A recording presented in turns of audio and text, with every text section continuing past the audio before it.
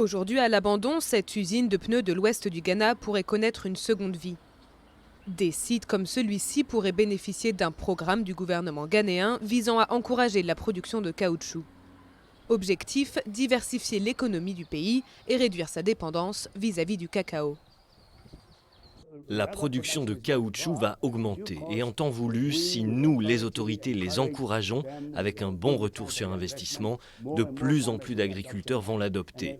Cela signifierait que l'industrie du caoutchouc, l'industrie du pneu et l'industrie de production du caoutchouc peuvent survivre.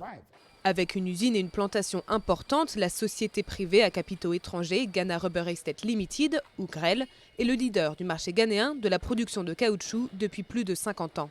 Depuis de nombreuses années, GREL a aidé les agriculteurs locaux en leur proposant prêts et formations.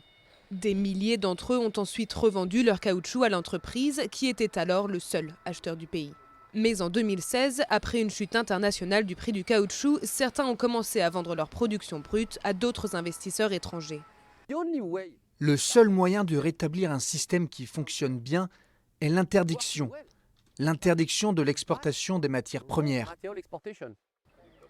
Mais certains producteurs craignent le retour du monopole de GREL sur le marché national du caoutchouc.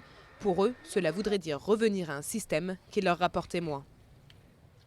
Le gouvernement doit nous aider à ne pas inciter les investisseurs à abuser de nous. Les règles du jeu doivent être respectées pour que nous puissions tous vivre ensemble.